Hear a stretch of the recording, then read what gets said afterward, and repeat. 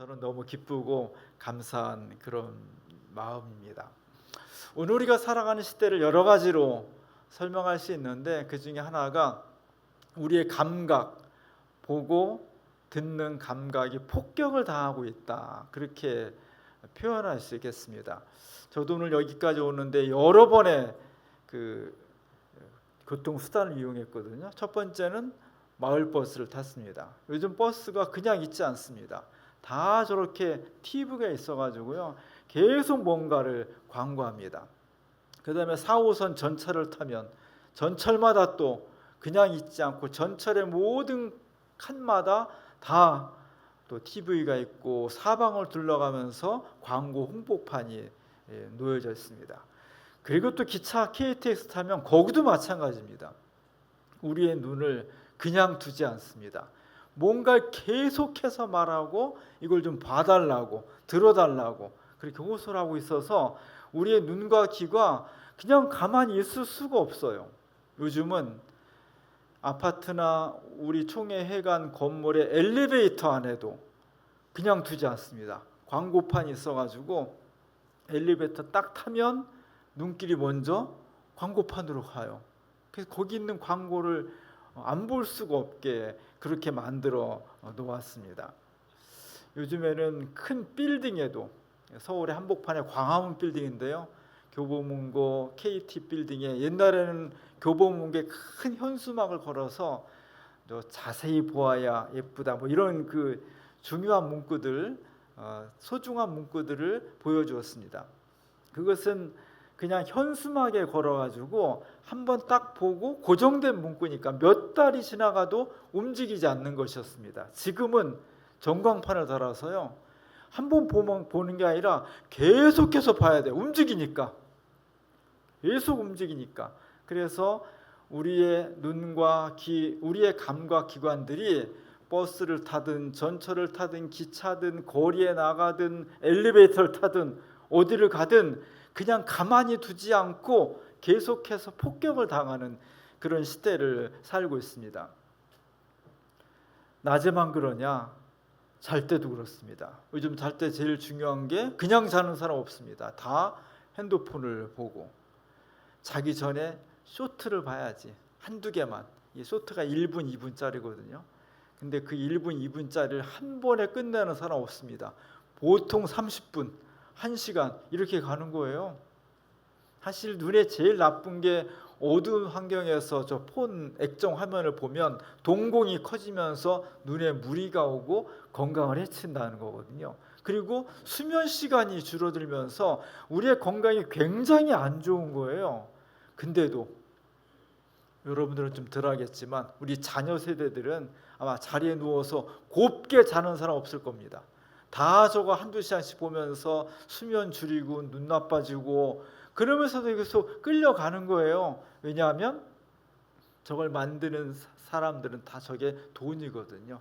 조회수가 곧 돈이고 시청률이 곧 돈이기 때문에 얼마나 많은 사람에게 보이게 하느냐가 자기 수입하고 직결되기 때문에 수많은 사람들의 눈을 끌어당기기 위해서 온갖 방법을 동원하는 겁니다. 거기에 우리가 무방비 상태로 끌려가는 그런 시대를 살고 있는 겁니다. 그래서 오늘날 많은 사람들이 일이 힘들기도 하지만 노동에 시달리기도 하지만 이렇게 우리의 감각기관이 쉬지 못하고 계속해서 폭격을 당하기 때문에 만성 피로가 오는 거예요.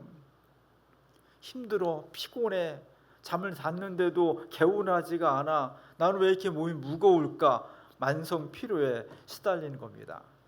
그래서 여름에 휴가가 중요한 거죠.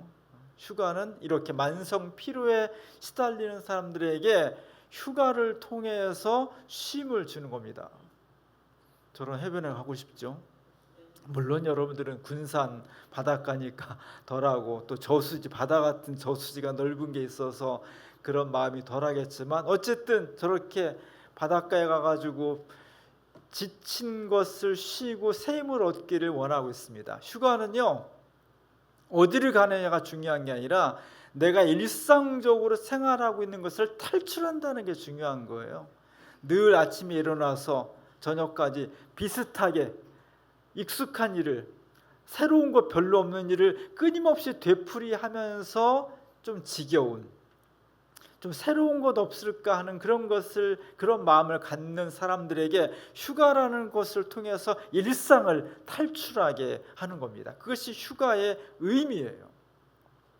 휴가는 어디로 가느냐보다 내가 늘 생활하는 일상을 탈출하느냐 못하느냐입니다. 예수님은 어땠을까요? 예수님도 늘 루틴하게 늘 행하던 일들이 있었는데 예수님이 어떻게 했을까?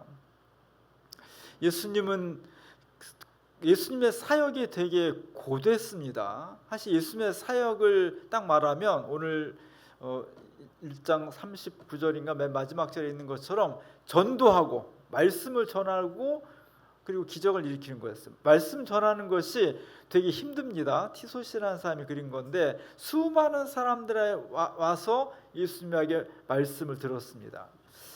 말하는 것이 뭐가 힘들겠어요. 근데 학자들에 의하면 인간이 살아가는데 내 생체 에너지가 제일 많이 소모되는 게 어디서 소모되냐? 말하는 거에 소모된다는 거예요. 말하는 게 되게 어렵습니다. 그리고 그냥 말을 그냥 즉흥적으로 합니까? 내가 교인들에게, 사람들에게 어떻게 하나님의 살아있는 음성을 전하기 위해서는 첫째로 하나님의 뜻이 무엇인가를 치열하게 알아내야 되고요. 그것을 또 직접 전하는 것이 아니라 알아들을 수 있도록 전해야 되기 때문에 쉬운 일이 아니었습니다. 제가 목회할 때 어떤 교인이 농담 삼아 이렇게 얘기해. 목사님들은 참 좋겠어요. 한 달에 4번 설교하시고 사례비를 받으니까. 틀린 말은 아니죠. 근데 그분은 교회를 한 달에 4번만 오는 분이에요. 수요일까지 오는 분은 목사님 8번 설교하시고 사례비 받네요. 새벽기도 오시는 분들은 목사님은 한 달 내내 교회 오시는군요. 신방 따라다니시는 분, 노예일 하는 거 따라다니는 분, 이런 거 다 따지면 목사님들이 그냥 설교 하나만 하는 건 아니구나. 설교 하나만 한다 하더라도 설교가 만담이 아니잖아요. 재밌는 옛날 얘기가 아니잖아요. 오늘 옥봉교회에 하나님께서 무슨 말씀을 목회자를 통해서 전하게 하시는 걸까? 그걸 알아내기 위해서 치열하게 투쟁하는 거예요. 하나님의 말씀을 보고 기도하면서 하나님 저에게 음성을 들려주십시오. 성경 말씀을 읽을 때 성령의 감동 감화하심을 통해서 오늘 이번 주일에 옥봉 교인들에게는 이 말씀이 생명의 말씀이라고 감동이 와야 되거든요. 그걸 찾아내는 과정이 쉽지 않은 겁니다. 그리고 그 주제를 찾아냈을 때 이것을 어떻게 쉽게 교인들이 알아들을 수 있도록 전달한다는 것은 또 다른 과제예요. 그래서 30분 설교를 준비하기 위해서 목회는 일주일 내내 고민하는 겁니다. 고민하고 찾고 연구하고 묵상하고 다시 자료를 만들고, 이 과정이 되게 힘든 겁니다. 예수님도 하나님 말씀을 증거하기 위해서 오늘날 이렇게 쾌적한 장소도 있고 여러 가지 장비가 있지만 예수님 당시에는 다 육성으로 해야 되잖아요. 훨씬 많이 힘들었고 또 예수님의 삶이 3년, 공생의 3년이라고 한정되어 있었기 때문에 그 짧은 기간에 직접 만나는 사람들에게 하나님의 음성을 들려주기 위해서는 영혼을 짜내야 되는 거예요. 자신의 온 에너지를 발바닥에서부터 머리끝까지 에너지를 짜내서 사람들에게 전해야 되기 때문에 무척 힘든 거였습니다. 그리고 예수님은 또 하나의 일은 기적을 일으키는 거였어요. 특별히 아픈 사람들, 요즘은 다 교회 와도 아픈 사람들 다 좋은 병원으로 안내하지만 2000년 전에는 병원도 없고, 그리고 예수님 특별히 아프고 상처난 사람들을 치유하는 것, 그것이 그리스도의 메시아의 역할이라고 생각을 해서 많은 사람 고쳤습니다. 성경 본문에 수많은 이야기들이 있죠. 그 중에서 마가복음 9장인가 보면 혈루증을 12년 동안 앓던 여인이 예수님 몰래 옷자락이라도 만지면 내가 나을 것 같아서 그 옷자락을 만집니다. 그때 예수님이 뭐라고 그래요? 누가 내 옷자락을 만졌지? 내 안에서 능력이 빠져나갔다림. 나가는 것을 느끼는 겁니다. 치유하는 것도요 쉬운 일이 아닌 거예요. 온 힘을 다해서 온 에너지를 다해서 내 속에 있는 우리들 속에 있는 생명의 기운이 환자들에게 전달될 때 그때 놀라운 기적이 일어나는 것이지 그냥 쉽게 그냥 간단하게 그렇게 안 되는 겁니다. 예수님의 삶은 말씀과 기적, 치유 크게 두 가지로 볼 수 있는데 이것이 다 엄청난 에너지를 요구하는 거였습니다. 그래서 예수님은 공생애 동안에 많이 지친 거예요. 많이 지쳐서 남들이 보지 않지만 저렇게 지친 몸을 누이고 또 새 힘을 얻기 위해서 굉장히 노력을 했었던 겁니다. 그래서 그분은 이 예수님은 한적한 곳으로 많이 갔다는 표현들이 되게 많이 나와요. 오늘 1장 35절에 보면은 새벽 아직도 밝기 전에 예수께서 일어나 나가 한적한 곳으로 갔다. 또 6장 31절에 보면은 너희는 따로 한적한 곳에 가서 잠깐 쉬어라. 제자들에게. 왜? 하루 종일 아무것도 못 먹었으니까. 그럼 제자들은 아무것도 못 먹었는데 예수님은 몰래 혼자 먹었을까요? 밥 먹을 시간도 없이 일을 하신 거죠. 누가복음 5장 16절에 보면은 예수는 물러가사 한적한 곳에서 기도하셨다. 요한복음 6장에 보면은 사람들이 막 예수님의 기적을 보고 막 왕으로 막 모시려고 하니까 그걸 피해서 산으로 혼자 가셨다. 이렇게 예수님은 혼자 한적한 곳으로 가셔서 자신의 지친 몸과 마음을 회복했던 겁니다. 이렇게 군중을 떠나 우리의 일상을 떠나서 고된 삶을 극복하는 중요한 방법, 예수님은 한적한 곳으로 가셨다. 그 한적한 곳은 하나님 앞이었습니다. 광야였고요, 산속이었고요, 사람들의 손길과 우리의 눈과 귀를 사로잡지 않고 오직 하나님만을 바라볼 수 있는 그곳은 되게 고통이 있는 곳이었고, 배고픈 곳이었고, 거친 곳이었고, 춥고 덥고 힘든 곳이었습니다. 그러나 예수님은 이곳을 스스로 찾아가셔서 자기의 지친 영혼을, 지친 몸과 마음을 새 힘을 얻기를 원하셨던 것입니다. 이것이 오늘 우리의 중요한 포인트가 되는 거예요. 하나님 앞에서 우리가 살아가는 존재라는 것, 예수님은 그렇게 했다는 것, 그것이 우리에게 너무나 소중한 교훈으로 다가오는 겁니다. 폴란드 출신의 그 사회학자 중에 지금은 바우만이라는 세계적인 학자가 있습니다. 이 사람이 2010년도에 고독을 잃어버린 시간이라는, 제가 그 제목을 그냥 따왔는데 책을 냈어요. 우리나라에 번역이 됐습니다. 사실 이 사람의 중심 주저는 액체 근대라는 책이에요. 옛날에는 현대인들은 어떤 상황에 살아가냐? 옛날에는 고정된 가치가 많았다는 거죠. 한번 직장에 들어가면 평생 직장이에요. 특별한 일이 없는 이상 그 직장이 평생 직장으로 알고 살았어요. 지금은 어때요? 비정규직이 많고 고용 유연화라는 정책 때문에 직장을 수도 없이 옮겨 다녀야 돼요. 옛날에 한번 결혼하면 특별한 일이 없으면 그냥 평생 사는 거예요, 가족관계가. 근데 지금은 이혼하는 가정이 되게 많고 굉장히 이 관계가 유동적이 되었다는 겁니다. 우리가 확실하게 진리라고 믿었던 삶의 가치관, 관계, 일, 노동, 생각 이런 것들이 옛날에 비해서 지금은 굉장히 액체처럼, 옛날엔 고체였다면 액체처럼 유동하고 있고 흘러다니고 있고 녹아내리고 있고 변화무쌍한 그런 시대를 살아간다는 것이 이 사람이 현대 사회를 파악한 중심 주제였습니다. 그러면서 그렇게 액체 근대 속에 살아간 현대인들의 가장 큰 특징은 뭐냐? 고독을 잃어버렸다는 거죠. 고독을 잃어버렸다. 고독을 잃어버린 것이 뭐가 문제가 되냐? 그래서 그런 제목으로 44통의 현대인들에게 어떤 사회과학자로서 편지를 쓴, 그것을 한 권의 책으로 묶은 것이 고독을 잃어버린 시간입니다. 여기에 이런 글귀가 나와요. 외로움으로부터 멀리 도망쳐 나가는 바로 그 길 위에서 당신은 고독을 누릴 수 있는 기회를 놓쳐버린다. 뭐로부터? 외로움, 홀로 있음, 한적한 곳에서 아무도 없이 혼자 있지 못하고 막 거기 도망쳐서 사람들 군중 속으로 들어가는 그때 우리는 고독을 누릴 수 있는 기회, 고독이 너무나 소중한데, 너무나 금같이 소중한 것인데 그것을 누릴 수 있는 기회를 놓쳐버린다는 겁니다.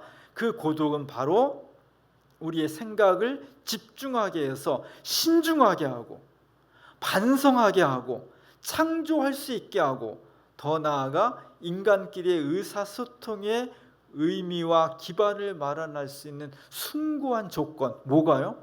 고독이에요. 우리가 홀로 있음이, 우리가 날마다 수많은 사람을 만나고 SNS를 통해서 수많은 사람과 관계를 맺어가는데 그걸 다 끊고 홀로 있는 고독, 이것이 우리를 숭고하게 만드는데, 우리가 고독을 포기하는 순간 이 숭고한 기회를 잃어버리는 거다, 놓쳐버리는 거다. 그러므로 현대사회 속에서 우리가 정말 숭고한 인생, 아름다운 삶을 살아가기 위해서 반드시 회복해야 될 것, 그것은 돈도 있고 건강도 있고 지식도 여러 가지 있지만 가장 중요한 것은 잃어버린 고독의 시간을 다시 회복해야 한다는 것이 세계적인 이 석학의 주문이었습니다. 오늘 현대인들은 혼자 있는 것을 견디지 못합니다. 그래서 혼자 있을 때도 SNS를 통해서 끊임없이 누군가와 카톡을 하고 페이스북을 하고 인스타그램을 하고 그런 관계를 갖죠. 그러면서 혼자 있지를 못하는 거예요. 기독교인은 이 얘기를 잘 받아들고 예수님처럼 지치고 힘든 영혼의 삶을 살아가는데 어떻게 새로운 생명으로 충전할 수 있을까? 고독의 시간을 만들어야 됩니다. 그런데 그냥 고독이 아니라 하나님 앞에서 내가 단독자로 서는 것, 하나님 앞에 내 모든 직업, 나이, 지식, 돈, 지위, 명예 다 벗어버리고 한 인간으로, 한 존재로 하나님 앞에 벌거벗은 모습으로 서는 것, 이것을 우리가 코람데오라고 말해요. 하나님 앞에 서는 것, 이것이 중요한 거예요.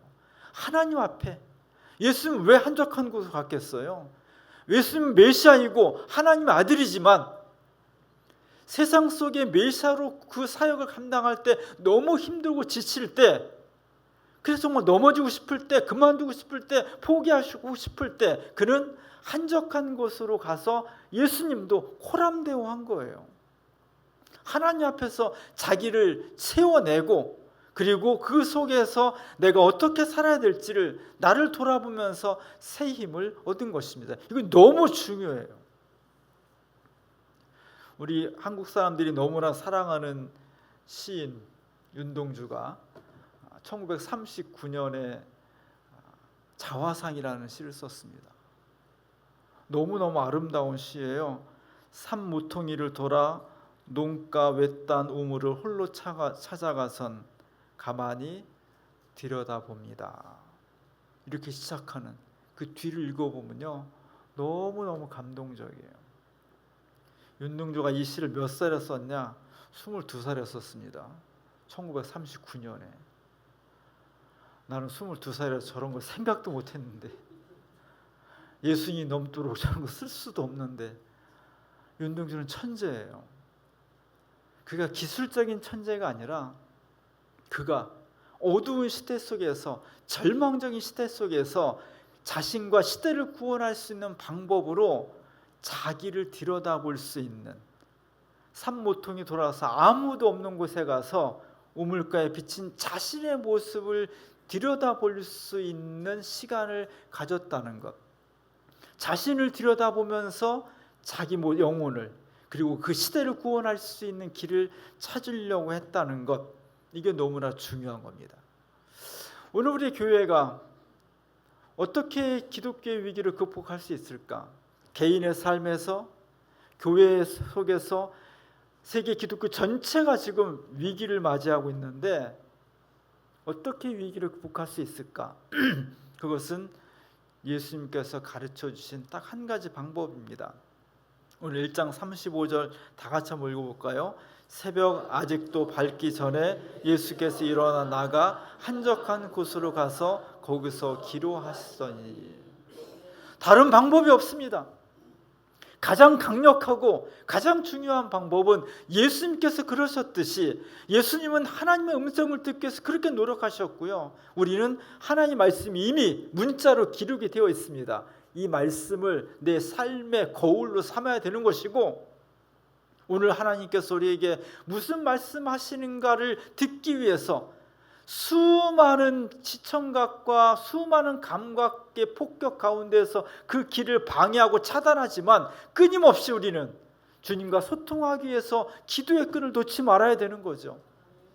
말씀과 기도, 오늘 장로님 제 설교의 결론을 말씀하셨는데, 기도와 말씀을 통해서 우리가 하나님 앞에 단독자로 설 수 있을 때, 그때 우리의 삶이 아무리 피곤해도, 우리의 몸과 마음이 아무리 지쳐 있어도 주님께서 그러셨듯이 새 힘을 얻을 수가 있는 겁니다. 우리는 어디 가서 새 힘을 얻냐, 어떤 에너지를 얻냐? 세상이 아니라 하나님께로부터 오는 영적인 은혜와 능력을 받아서 이 시대 속에서 구원받은 백성으로서 살아가야 하는데, 그것은 기도와 말씀, 찬양, 성령의 역사하신 가운데 설 수 있을 때만 가능한 것입니다. 오늘 옥봉교회에 이 놀라운 역사가 일어나서 모든 교인들이 경제적으로 또는 육체적으로 질병 때문에, 여러 가지 관계 때문에 지치고 상한 몸과 마음들이 새 힘을 얻고, 우리 모두가 걱정하는 교회의 미래가 암담한 것이 아니라 새 역사를 만들어갈 수 있는 기적을 창조하기 위해서 하나님 말씀과 기도로 다시 한번 새롭게 될 수 있는 놀라운 역사가 일어날 수 있기를 주님의 이름으로 간절히 축원합니다. 기도하겠습니다. 우리 하나님께서 우리에게 쉼을 주십니다. 우리 주님도 말씀을 전하고 사람을 치유하시는 것 때문에 여러 가지 몸과 마음이 지쳐 있을 때 주님께서 한적하신 곳으로 가서 기도하심으로 하나님과의 소통을 통해 새 힘을 얻으셨습니다. 저희도 세상 것으로가 아니라 하나님 말씀과 기도와 찬양을 통해서, 성령의 역사하심과 은혜를 통해서 이 무덥고 지치고 힘든 세상에 새 힘을 얻어 나갈 수 있는 하나님의 자녀들 되게 하옵소서. 예수님의 이름으로 간절히 기도합니다.